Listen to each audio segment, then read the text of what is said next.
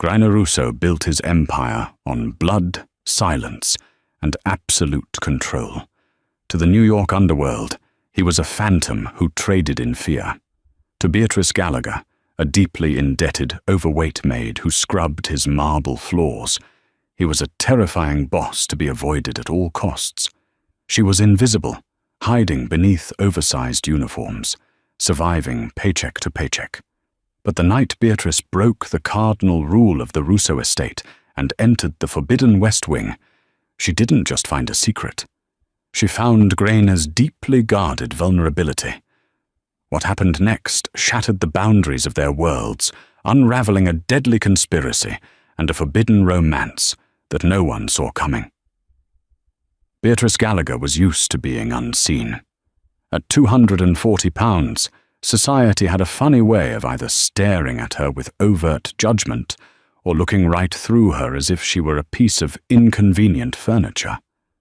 She had learned early on to shrink herself, to walk softly, to speak only when spoken to. It was a survival mechanism that served her well in her 28 years of life, especially now, drowning in $50,000 of debt left behind by her late father's aggressive, unsuccessful cancer treatments. She needed a lifeline, and she found it in the classifieds under a discreet listing for a live-in domestic engineer. The address was a sprawling, fortress-like estate in the secluded cliffs of Sands Point, Long Island. The interview had been conducted by a stern, sharp-featured woman named Mrs. Gable, who looked at Beatrice's heavy frame with immediate disdain. "The work is grueling," Mrs. Gable had warned, her eyes darting to Beatrice's waistline.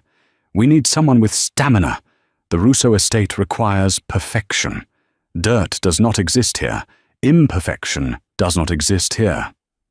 "I am a hard worker, ma'am," Beatrice had replied, her voice steady despite the tremor in her hands. "I don't tire easily, and I am very thorough." Perhaps it was desperation, or perhaps Mrs. Gable figured a woman like Beatrice would be too timid to snoop, but she got the job. The pay was astronomical, triple what she had made cleaning hotel rooms in Queens, but it came with an ironclad non-disclosure agreement and a set of rules that bordered on militant. Rule number 1. No personal cell phones outside of quarters. Rule number 2. Never make eye contact with the master of the house or his associates. Rule number 3. The most absolute of all. The entire second floor of the West Wing is strictly forbidden. Any staff found crossing the threshold of the oak doors at the end of the grand hallway will be terminated immediately. And, as Mrs. Gable ominously added, terminated in ways you cannot afford to imagine. For the first 3 months, Beatrice was a ghost. She scrubbed the imported Italian marble until her knees bruised. She polished the mahogany banisters and cleaned the sprawling guest rooms. She learned the rhythms of the house. The men who visited were large, wearing tailored suits that couldn't quite hide the bulges of weapons at their sides. They spoke in hushed, gritty tones. Names like Salvatore Salmaroni and Frank Moretti floated in the air, men who Beatrice had read about in the metro section of the paper, usually accompanied by words like indictment or racketeering. And then there was Grainer Russo. He was the master of the house, a man whose presence dropped the temperature of a room by 10 degrees. Beatrice had only caught glimpses of him. Broad shoulders, jet black hair slightly silvering at the temples, and eyes the color of flint. He moved with the lethal grace of a predator. Whenever he entered a room, Beatrice immediately averted her eyes and found an excuse to slip away, her heart hammering against her ribs. She was terrified of him. Everyone was. Despite the fear, the estate provided a strange sort of sanctuary for Beatrice. She had her own small room in the servants' quarters. Meals were provided. Her paychecks were steadily chipping away at the crushing debt. She was surviving. She kept her head down, her uniform crisp, and her mouth shut. She thought she had figured out the perfect rhythm of invisibility. But the Russo estate was a house built on secrets, and secrets, much like water, always find a way to seep through the cracks. It happened on a Tuesday in late November. A massive nor'easter had rolled in off the Atlantic, battering the Long Island coast with driving rain and howling winds. Downstairs, Granny was hosting what Mrs. Gable called a board meeting. The tension in the house was palpable. A dozen black SUVs were parked in the circular driveway. Thick cigar smoke wafted up the grand staircase. Beatrice was assigned to the second-floor east wing, tasked with dusting the endless rows of antique bookshelves. The storm raged outside, the thunder vibrating through the thick stone walls of the mansion. Around midnight, a particularly vicious crack of thunder shook the estate, plunging the house into darkness for a brief, terrifying second before the backup generators kicked in. In that moment of silence between the thunder and the hum of the generators, Beatrice heard it. It wasn't the wind. It was a human sound, a frail, panicked wailing. She froze, her dusting cloth clutched in her plump hand. She listened closely. The sound came again, a high-pitched sob that tugged at something deep within Beatrice's chest. It was the sound of utter, helpless terror. She stepped out of the library and into the long, dimly lit hallway. The cries were coming from the other side, the west wing. Beatrice hesitated. Rule number 3. Terminated immediately. She pictured Grena Russo's cold, dead eyes. She pictured losing her job, the debt collectors calling, the eviction notices.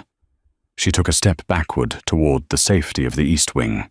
But then, another cry echoed, followed by the sound of glass shattering. Beatrice squeezed her eyes shut. She couldn't ignore it.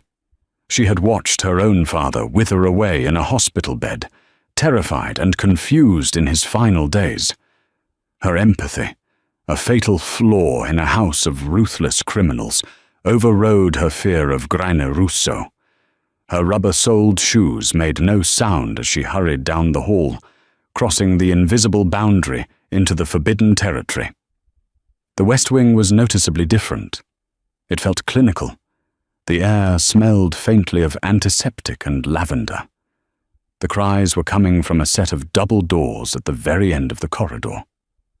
Beatrice pushed them open. The room was vast and shadowed. In the center was a large hospital-style bed. On the floor beside a shattered water pitcher sat an elderly woman. She was incredibly frail, her silver hair wild, her thin nightgown soaked from the spilled water. She was trembling violently, her hands clutching at her ears as she sobbed. "Mama!" The woman wept, her eyes wide and unseeing. "Mama, the storm! They're bombing us again! Mama!" Dementia. Beatrice recognized the signs instantly. The woman was trapped in a terrifying loop of her past, triggered by the thunder. Beatrice didn't think about the rules. She didn't think about where she was. She dropped to her knees, the fabric of her skirt pulling tight across her heavy thighs, and carefully approached the woman. "Shh, sweetie, it's okay," Beatrice murmured, keeping her voice low, soft, and melodic. "It's just the rain. You're safe." The old woman flinched, shrinking back. The planes are coming!" "No planes," Beatrice said gently, reaching out slowly. She didn't grab the woman. She offered her hand, palm up, a gesture of absolute surrender. "Just a thunderstorm. Look at me. My name is B. I'm right here with you." The old woman's panicked eyes met Beatrice's round, soft face. There was something maternal and incredibly grounding about Beatrice. Her weight, which she had always viewed as a curse, gave her a solid, immovable presence in the room. She was an anchor in the old woman's storm. Hesitantly, the frail hand reached out and grasped Beatrice's thick, warm fingers. "There you go. Beatrice cooed. She slowly shimmied closer, eventually wrapping her soft, plush arms around the shivering woman. She pulled her into her chest, rocking her gently. "I've got you. You're safe here. Nobody is going to hurt you." Beatrice began to hum a quiet, old Irish lullaby her grandmother used to sing. The vibrations of her chest, the warmth of her body, and the soothing melody worked like magic. The old woman's rigid muscles began to relax. Her sobbing hitched, turning into soft sniffles, and she buried her face into Beatrice's soft shoulder. "Are you an angel?" the old woman whispered, her voice fragile. "Just a maid, sweetheart. Just a maid," Beatrice whispered back, stroking the woman's silver hair. Neither of them heard the heavy oak door swing open. "Get your hands off her!" The voice was a lethal, quiet hiss that sliced through the room. Beatrice froze, the blood draining from her face. She slowly turned her head. Standing in the doorway, drenched in the shadows of the dim room, was Grene Russo. His chest was heaving beneath his tailored dress shirt, a suppressed panic in his posture. And in his right hand, pointed directly at Beatrice's head, was a matte black semi-automatic pistol. Beatrice couldn't breathe. Her heart stopped. "This is it," she thought. "I'm going to die." But she didn't let go of the old woman. Instinctively, Beatrice curled her large body forward, acting as a human shield over the frail figure in her arms. Grene's finger was on the trigger. He had rushed upstairs the moment his security team informed him a staff member had breached the West Wing. He fully expected an assassin sent by the Maroney family. He expected to find his mother, Isabella, dead. Instead, he found the overweight, quiet maid from the East Wing, shielding his mother with her own body.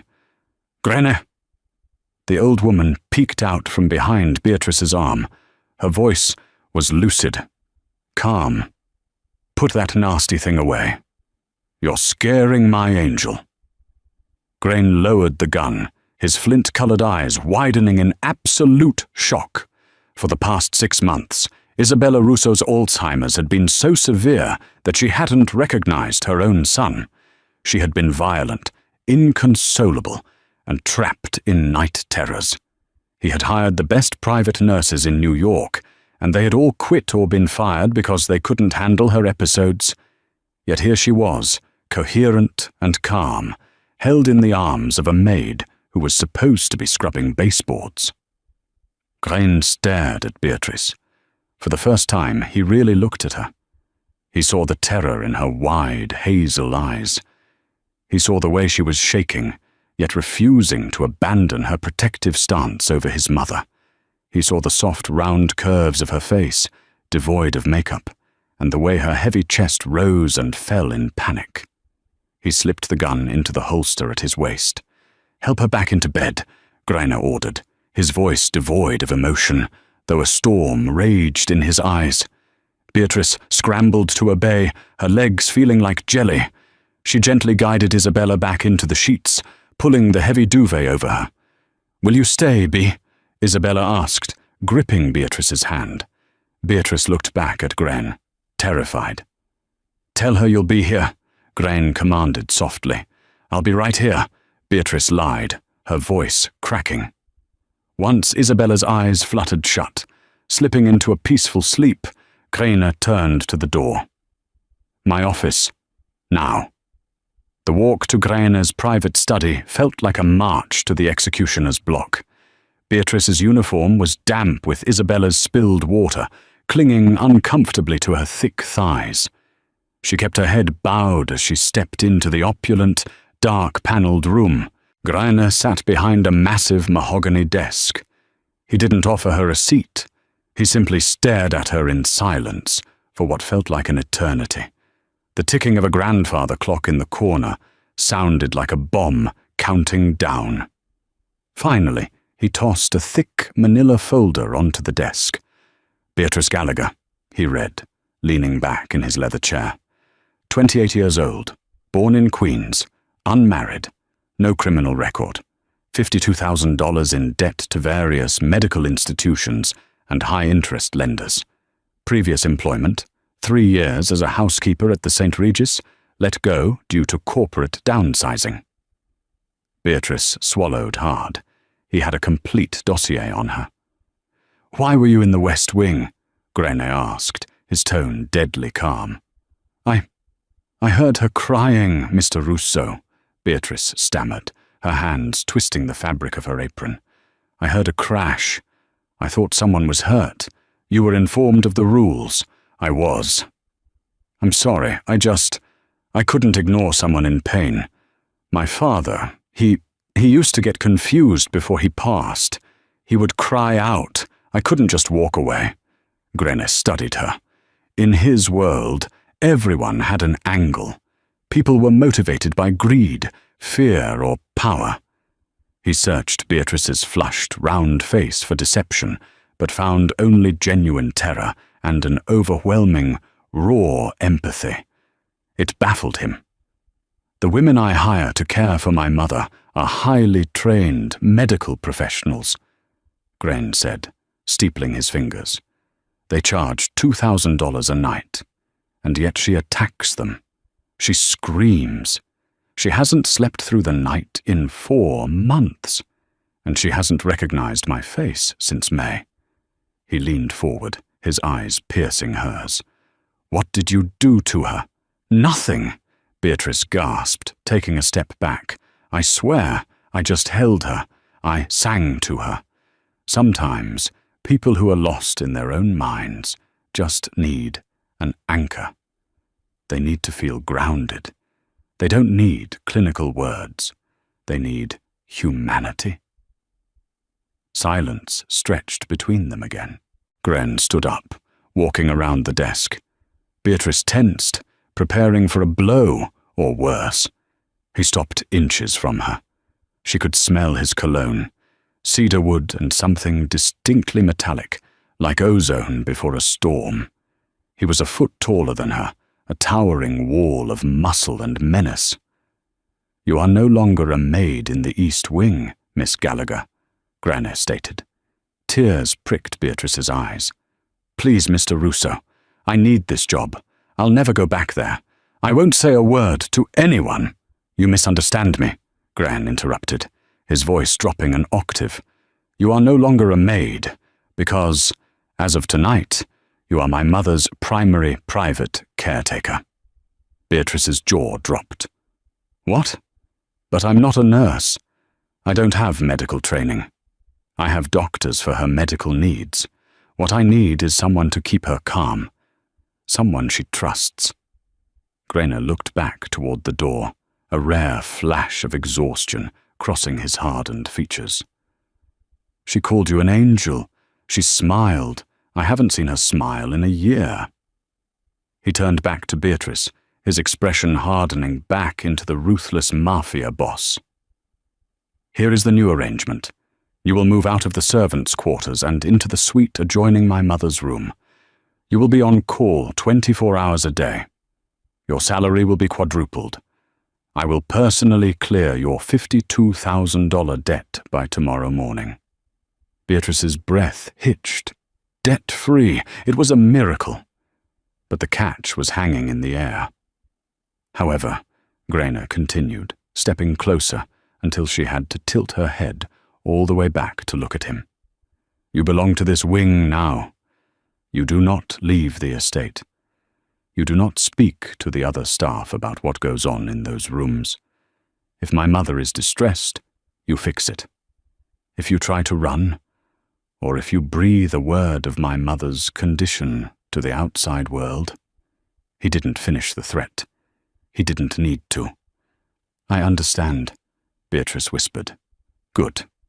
Go pack your things." Over the next month, Beatrice's life transformed into a bizarre, gilded captivity. The suite she moved into was luxurious, larger than her entire apartment in Queens. Her new duties were strictly tied to Isabella Russo. It was demanding work. Isabella's moods swung wildly. Some days she thought Beatrice was her childhood friend from Sicily, Other days, she just knew Beatrice was her angel. Beatrice bathed her, brushed her silver hair, and fed her. Because of Beatrice's soft, unhurried nature, Isabella ate more than she had in months. Beatrice's own weight, the very thing she had been ridiculed for her entire life, became her greatest asset. When Isabella was frightened, she would bury herself in Beatrice's soft embrace, finding comfort in the plush, warm safety of her caretaker. During this time, Beatrice's proximity to Gran shifted. He visited his mother every evening. At first, Beatrice would retreat to the corners of the room, keeping her head down. But Isabella demanded her presence, forcing Gran and Beatrice to sit together by the bedside. Beatrice watched the ruthless underboss of the New York Mafia transform into a devoted, heartbroken son. He would hold his mother's frail hand, reading Italian poetry to her. Sometimes, when Isabella was asleep, Beatrice would catch Graina looking at her. It wasn't the look of a predator anymore. It was an intense, analyzing gaze that made a strange heat pool in Beatrice's stomach. He noticed things about her. He ordered the kitchen to prepare meals specifically for her, making sure she ate alongside his mother. He brought her books from the library. He never commented on her size, but the way his eyes tracked her movements, slow, deliberate, made her feel surprisingly seen. Not as furniture, but as a woman. But the peace of the West Wing was an illusion. It began subtly in week 5. Beatrice was cleaning up Isabella's dinner tray. Isabella's personal physician, Dr. Gladys Pendleton, a slick, highly paid concierge doctor, had visited earlier that afternoon, leaving behind a new batch of sleep aid tea he insisted Isabella drink daily. Beatrice took the empty porcelain teacup to wash it in the sweet small kitchenette. As she rinsed it under the hot water, she noticed a strange, chalky white residue crusted at the bottom of the cup. It didn't smell like chamomile or valerian root. It smelled faintly chemical, almost metallic. Beatrice frowned, scraping a bit onto her finger. She thought back to the past few days. Isabella had been more lethargic since starting the tea. Not calm, but heavily sedated. Her skin had taken on a greyish pallor, and her lucid moments had vanished entirely. A cold dread settled in Beatrice's chest. She remembered her father's medication mix-ups in the hospital. She knew what heavy sedatives looked like. This wasn't tea. Someone is poisoning her, Beatrice realized, the teacup trembling in her hands. But who? The doctor? The staff? Or Grainer himself? She looked toward the door connecting her suite to the main hallway. She was a prisoner in a house of killers, holding a secret that could get her murdered. The invisible walls of the Russo estate had just closed in on her, and Beatrice Gallagher was suddenly in the most dangerous position of her life. For 3 agonizing days, Beatrice played a terrifying game of Russian roulette with Isabella Russo's life. The chalky residue at the bottom of the teacup haunted her every waking moment. If Gran was the one ordering the poisoning, going to him meant signing her own death warrant. If it was someone else, and Beatrice failed to stop it, Isabella would die. The only choice she had was a quiet, desperate rebellion. When Dr. Gladys Pendleton arrived on Thursday afternoon, bringing his fresh supply of specialty sleep aid tea in small, unmarked foil packets, Beatrice accepted them with a submissive nod and lowered eyes. Pendleton, a man whose expensive cologne couldn't mask the sour arrogance radiating from him, barely looked at her. "Make sure she drinks the entire cup, Beatrice," Pendleton ordered, snapping his medical bag shut. "Her neural pathways are deteriorating rapidly. This blend soothes the agitation. If you skip a dose, her violent outbursts will return, and Mr. Russo will hold you personally responsible. Am I understood?" "Yes, Dr. Pendleton," Beatrice murmured, keeping her hands clasped tightly over her apron to hide their shaking. The moment his polished wingtips clicked down the marble hallway and out of the west wing, Beatrice moved. She took the foil packet, dumped the pale, chemically laced powder into a small glass vial she had smuggled from the kitchen spice rack, and hid it deep within her uniform pocket. Instead, she brewed Isabella a simple cup of organic chamomile and honey. The results were undeniable. By Friday morning, the greyish pallor had vanished from Isabella's cheeks. The heavy, dead-eyed sedation was replaced by a sharp, albeit fragile, awareness. She sat up in bed, looking around the opulent room with startling clarity. "B," Isabella said, her voice stronger than it had been in weeks. She looked down at her own hands, tracing the blue veins. "My mind feels lighter. The fog is lifting." Beatrice sat on the edge of the mattress, her heavy weight dipping the springs, providing a comforting, grounding presence for the older woman. "That's wonderful news, Mrs. Russo." Isabella reached out, her thin fingers gripping Beatrice's plump wrist. "Isabella. Call me Isabella, child. You are the only real thing in this mausoleum." Her sharp eyes darted toward the mahogany door. "They think I don't know what is happening. My memory comes in flashes, B. Terrible flashes." Beatrice's heart pounded. "Flashes of what?" Before Isabella could answer, the heavy oak doors swung open. Grain stepped into the room, flanked by two of his massive silent enforcers. He wore a charcoal suit, no tie, his collar unbuttoned to reveal the dark hair on his chest. He looked exhausted, the shadows under his flint-colored eyes deep and bruised. But as he looked at the bed, he froze. Isabella was sitting completely upright. She wasn't staring at the wall. She wasn't screaming about airplanes or crying for her mother. She looked directly at her son. "Grene," Isabella said clearly. "You look tired, mio caro." Grene's breath hitched. He waved a hand, dismissing the guards, who immediately backed out and closed the doors. He crossed the room in 3 long strides, dropping to his knees beside the bed. He took his mother's face in his large, scarred hands, his thumb gently tracing her cheekbone. "Mama," he whispered, his voice thick with a vulnerability he never showed the world. "You know me?" "Of course I know you, you foolish boy," she scolded gently, though her eyes filled with tears. "You work too hard. You are carrying too much." Beatrice quietly stood up, intending to give them privacy, but as she moved to slip away, Grene's hand shot out, his long fingers wrapped around her thick forearm. The grip wasn't bruising, but it was absolute. "Stay," he commanded softly, not taking his eyes off his mother. Beatrice stayed, her skin burning where his fingers held her. He eventually let go, spending the next hour talking quietly with Isabella. For the first time, Beatrice saw the man beneath the monster. He was tender, attentive, and fiercely protective. It made the vial of powder burning a hole in Beatrice's pocket feel 10 times heavier. Later that afternoon, Dr. Pendleton returned for an unannounced check-in.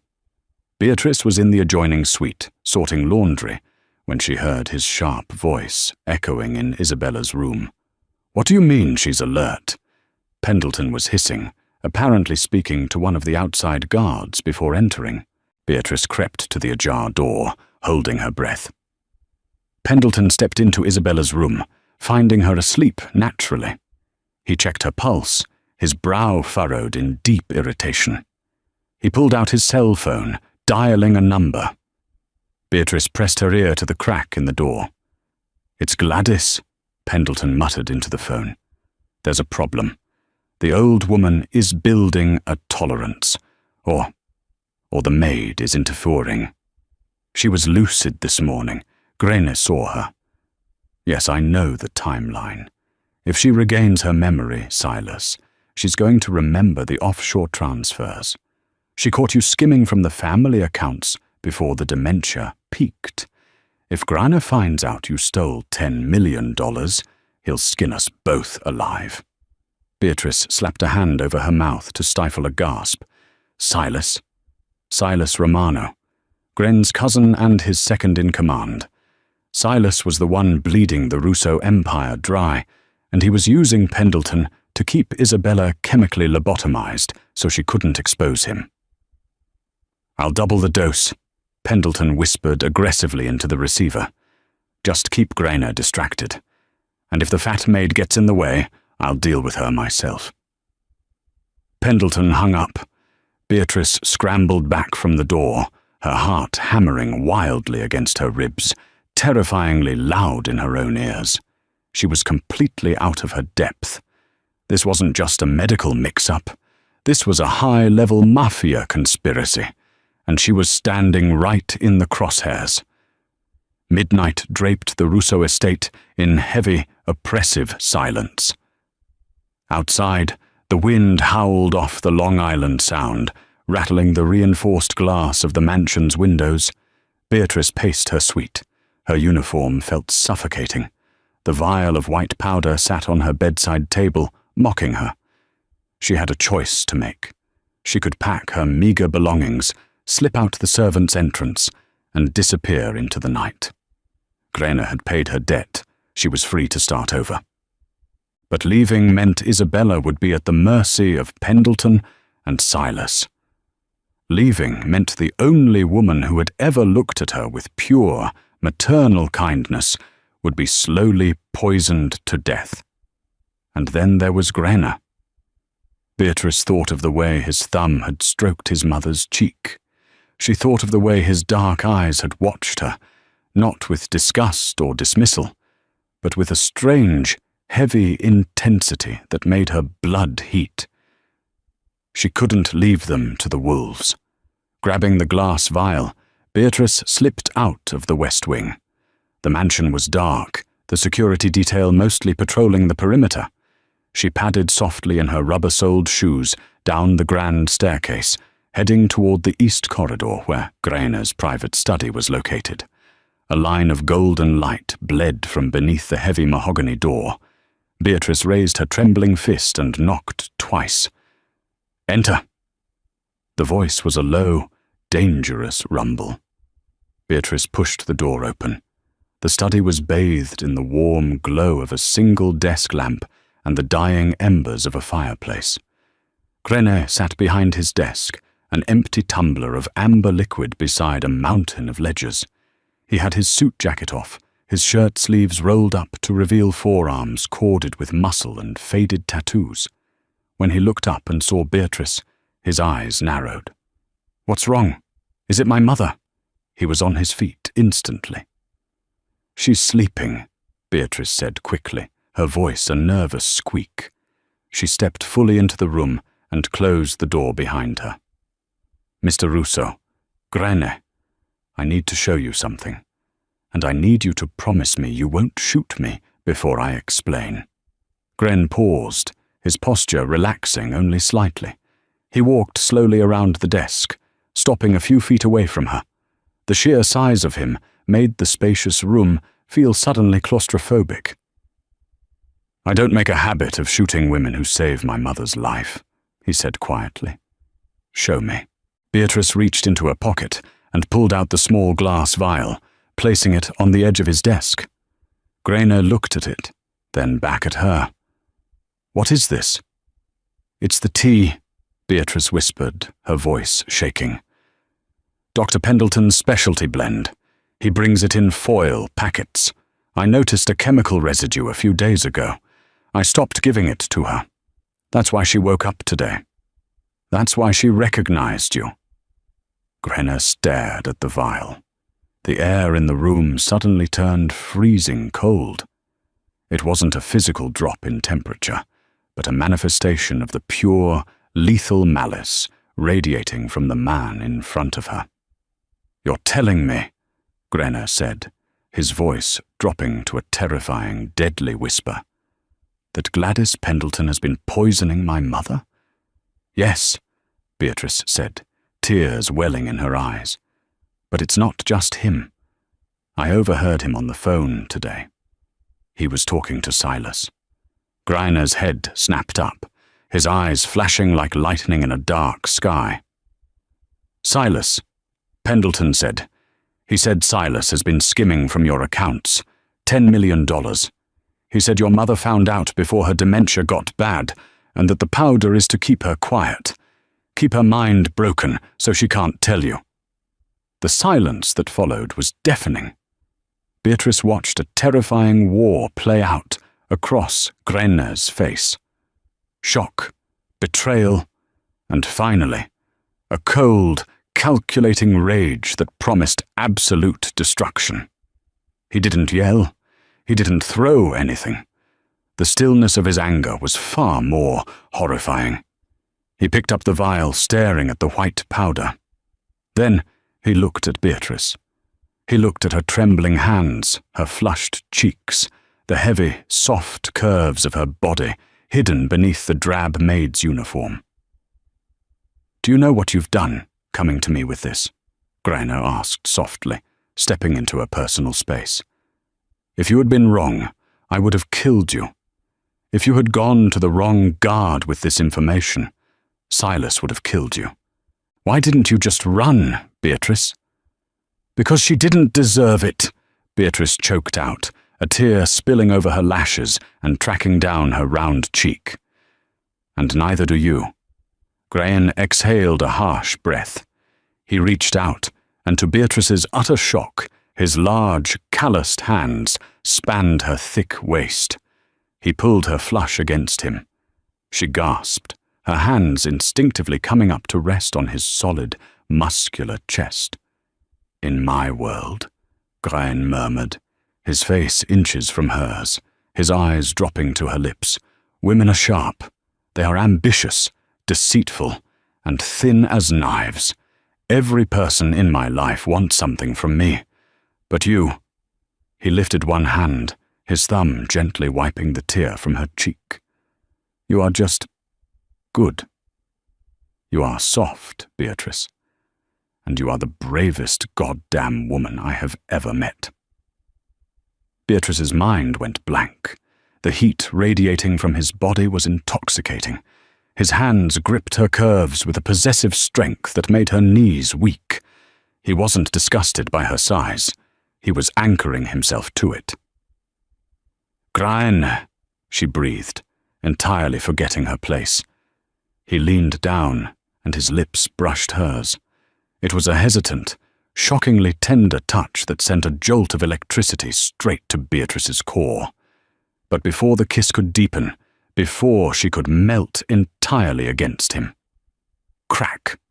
The sound of shattering glass echoed from the west side of the estate, followed immediately by the unmistakable staccato burst of automatic gunfire.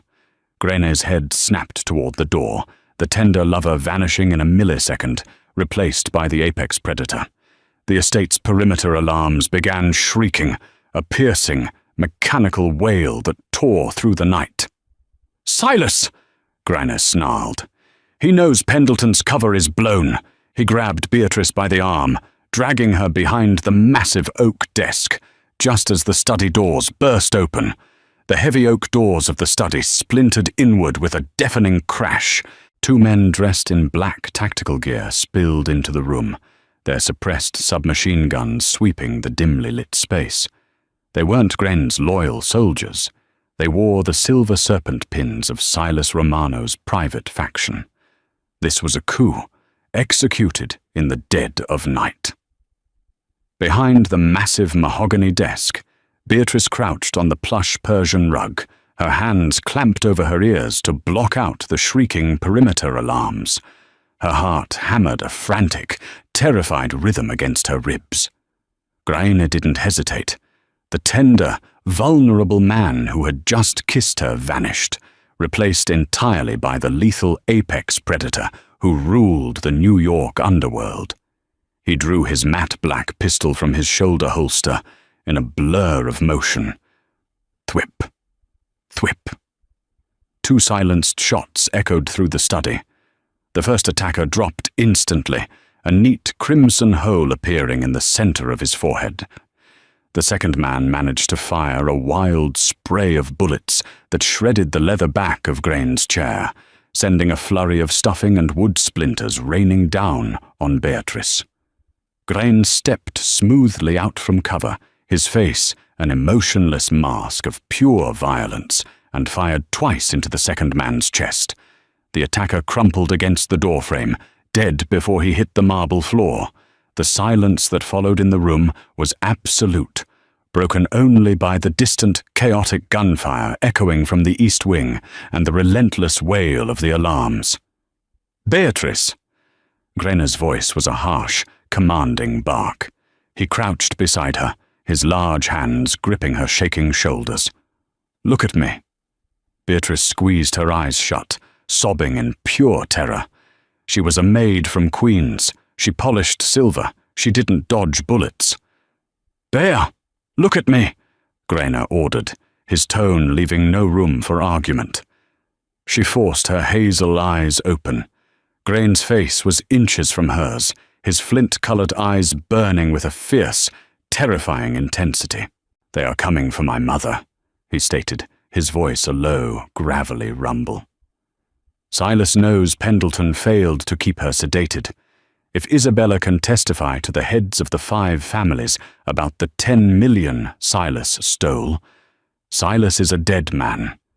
He's going to eliminate the only witness. Beatrice's breath hitched. "Isabella." "I have to get to the West Wing," Grain said, checking the magazine of his pistol. "I need you to stay here. Lock the door. Do not make a sound until I come back for you." He stood up to leave, but Beatrice grabbed the sleeve of his dark dress shirt. Her fingers, thick and trembling, dug into the expensive fabric. The thought of Isabella, sweet, frail Isabella, facing these monsters alone, ignited a fire deep within Beatrice's chest that burned hotter than her fear. She had spent her entire life shrinking, hiding her size, trying to be invisible. But tonight, she realized, her size was an anchor. She was strong. "I'm coming with you," Beatrice said, her voice shaking but resolute. Grenna stared at her, stunned. "It's a war zone out there. You will get killed." "She trusts me," Beatrice argued, scrambling to her feet. The adrenaline was making her lightheaded, but she stood tall, her heavy frame imposing in the dim light. "If she wakes up to gunfire, she'll panic. She'll run into the crossfire. You know she will. She needs her angel." For a fraction of a second, a look of profound awe crossed Granna Russo's hardened features. He looked at this woman, a woman society deemed undesirable, a woman buried in debt and forced to scrub floors, and saw the courage of a lioness. "Stay right behind me," Granna growled. "If I tell you to get down, you drop. Understood? Understood." They slipped out of the study and into the sprawling, shadowed corridors of the estate. The air was thick with the acrid smell of cordite and the metallic tang of blood. Bodies of Grain's loyal guards littered the grand foyer. Silas had coordinated this perfectly. He had bought off half the security detail. Grain moved with terrifying efficiency, a phantom of death in a tailored suit. He dispatched 3 more of Silas's men in the east hallway with ruthless precision, shielding Beatrice with his own broad body at every turn. Beatrice followed close behind, her rubber-soled maid shoes making no sound on the imported marble. She kept her eyes focused on the broad expanse of Grainer's back, breathing in the scent of cedarwood and gunpowder. When they finally breached the heavy double doors of the West Wing, the silence was chilling. "The guards stationed here are gone," Grainer whispered, pressing his back against the wall. They crept toward Isabella's suite. The door was ajar. A sliver of warm, yellow light spilled out into the dark hallway. From inside, a voice hissed in panic. "Hold her still, damn it! She's fighting!" It was Dr. Gladys Pendleton. Beatrice didn't wait for Grain's command. The maternal, protective instinct that had driven her to shield Isabella weeks ago overrode any rational thought. She shoved past Gran, throwing her entire 240-pound weight against the heavy oak door, bursting into the room. Inside, the scene was a nightmare. Isabella was awake, thrashing wildly against the silk sheets. Standing over her was a man in a tailored silver suit, Silas Romano. He had one hand clamped brutally over Isabella's mouth, pinning her frail shoulders down. On the other side of the bed stood Dr. Pendleton, his hands shaking violently as he tried to uncap a large, wicked-looking syringe filled with a cloudy fluid. "Get off her!" Beatrice screamed, a primal, guttural sound that tore from her throat. Pendleton's head snapped up. In his momentary shock at seeing the overweight maid charging him, he fumbled the syringe. Beatrice didn't stop. She used her momentum, her mass, and every ounce of her protective fury. She crashed into Dr. Pendleton like a freight train. The impact sent the slender, arrogant doctor flying backward. He crashed through the glass coffee table, shattering it into 1,000 pieces, the syringe skittering uselessly across the floor. "You stupid bitch!" Silas roared, letting go of Isabella and reaching for the gun tucked into the waistband of his trousers. "Don't even breathe, Silas." The voice was a whisper, but it echoed like thunder in the room. Grainer stepped out of the shadows, his gun leveled directly at his cousin's head. The safety clicked off, the sound deafening in the sudden stillness. Silas froze, his hand hovering inches from his weapon. He looked at Gran, a slick sheen of sweat breaking out over his forehead. He tried to construct a mask of innocence, but the panic in his eyes betrayed him. "Grainer," Silas stammered, raising his hand slowly in surrender. "Thank God you're here." "Pendleton, he went rogue. He was trying to overdose Aunt Isabella. I came in to stop him." "Save it," Grainer cut him off, his voice dead and devoid of any familial warmth. "I know about the 10 million, Silas. I know about the offshore accounts in the Caymans. And I know you've been chemically lobotomizing my mother for 6 months to cover your tracks." Silas's face drained of color. He looked frantically at Pendleton, who was groaning on the floor, bleeding heavily from the glass shards embedded in his arms, pinned beneath Beatrice's heavy, unyielding foot. Beatrice stood over the doctor, breathing heavily, her fists clenched, looking like an avenging angel in a crumpled apron. "She told you," Silas sneered, his gaze shifting to Isabella, who was sobbing quietly on the bed. The crazy old bat finally remembered. "No," Grainer said softly, his eyes flicking to Beatrice. "My maid told me. The woman you thought was too insignificant to notice. The woman who saw exactly what you were doing to my family." Silas let out a dark, bitter laugh. "A fat maid brings down the Romano Empire. How poetic. But you're too late, Dom. My men control the perimeter. The rest of the families are arriving in 20 minutes. I told them you went crazy, that you shot your own mother in a paranoid delusion. I take the throne tonight." "You take nothing but a bullet," Grain said. In a desperate, lightning-fast move, Silas lunged not for his gun, but for Isabella, intending to use the frail woman as a human shield. But Beatrice was closer. With a speed that defied her size, Beatrice threw herself across the bed, wrapping her large, soft arms around Isabella, burying the old woman beneath her protective bulk. Silas's hand scrambled, grabbing the back of Beatrice's uniform instead. He yanked hard, pulling a hidden stiletto knife from his sleeve, raising it to plunge into Beatrice's exposed back. Bang! The gunshot was deafening in the enclosed space. Silas staggered backward. He looked down in disbelief at the blossoming red stain in the center of his chest. He dropped the knife, his knees buckling. He hit the floor with a heavy, final thud, his eyes staring blankly at the ornate ceiling. Silence descended on the room, broken only by Pendleton's pathetic whimpers and the sound of Beatrice's ragged breathing. Grainer slowly lowered his weapon. He keyed the radio clipped to his belt. "This is Russo. The usurper is dead. Secure the perimeter. Anyone wearing a silver serpent pin is to be executed on sight. Clean this up." He didn't wait for a response.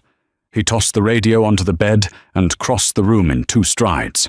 He kicked the gun away from Silas's dead hand, then turned his attention to Beatrice.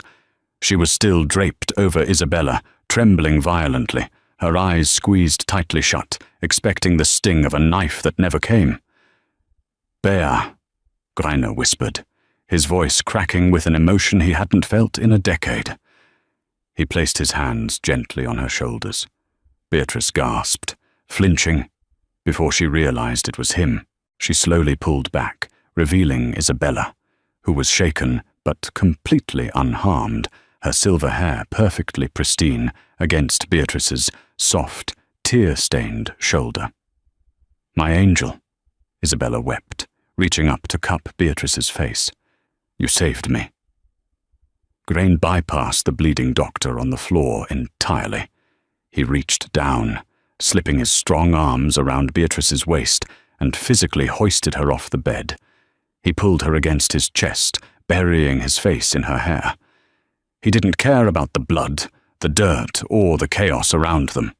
He held her tight, his heart hammering against hers, fully realizing that this beautiful, fiercely protective woman had just saved everything he loved. "Are you hurt?" Grainer demanded, pulling back slightly to examine her face, his hands running frantically over her arms and torso, checking for wounds. "No," Beatrice breathed, tears streaming down her face. "I'm okay. I'm okay." Grainer let out a shuddering breath. He leaned forward, pressing his forehead against hers. "You are never wearing a maid's uniform again, Beatrice Gallagher. Never." 2 months later, the Russo estate in Sands Point was quiet. The scars of the siege meticulously repaired. The Long Island Sound shimmered under the golden light of a late spring sunset. Beatrice stood on the sprawling balcony of the master suite, wearing a flowing, emerald-green silk dress that perfectly accentuated her soft, lush curves. The crushing weight of her $52,000 debt was gone, wiped out in a single keystroke. But she hadn't left the estate. She felt a pair of strong, familiar arms wrap around her waist from behind. Grainer pulled her back against his broad, solid chest, resting his chin on her shoulder. "My mother is asking for you," Grainer murmured, pressing a soft kiss to the side of her neck. "She says the new nurses are too skinny and they don't know how to sing." Beatrice laughed, a rich, melodic sound that echoed over the balcony. "I'll go read to her in a minute." Gren turned her around in his arms, his dark eyes locking onto hers. The ruthless Mafia boss was still there, the man who ruled the underworld with an iron fist. But when he looked at Beatrice, he was entirely, hopelessly disarmed. He reached out, his calloused thumb gently tracing the line of her jaw. "I have a meeting with the heads of the 5 families tonight," Grainer said quietly. "I want you by my side, Bea. Not in the shadows, not hiding. I want them to see the woman who saved the Russo Empire." Beatrice's breath hitched. She looked down at her heavy frame, a lifetime of insecurities flaring up. "Grainer, those men, their wives, they are all so perfect. They'll look at me, and they'll judge you." Grainer's eyes darkened. He stepped closer, eliminating the space between them. He cupped her face in both hands, forcing her to look up at him. "Let them look," Grainer said, his voice a fierce, possessive vow. "Let them see the woman who took down a usurper. Let them see the woman who holds my heart. You are the most beautiful, terrifyingly brave creature I have ever known, Beatrice. You are my queen. And anyone who looks at you with anything less than absolute reverence will answer to me." He leaned down, capturing her lips in a deep, bruising kiss that left no room for doubt. Beatrice melted against him, her soft hands sliding up to grip the lapels of his tailored suit. In the arms of the most dangerous man in New York, the invisible, overweight Maid finally realized her true power. She wasn't just seen, she was worshipped. And as the sun dipped below the horizon, Beatrice Gallagher knew she would never shrink herself for anyone ever again. Beatrice's journey from a terrified, invisible maid, burdened by debt and societal judgment, to the formidable matriarch of the Russo Empire, is a testament to the undeniable power of empathy and courage. In a world defined by superficiality, betrayal, and ruthless violence, her soft heart and unyielding protective instincts became her greatest armor.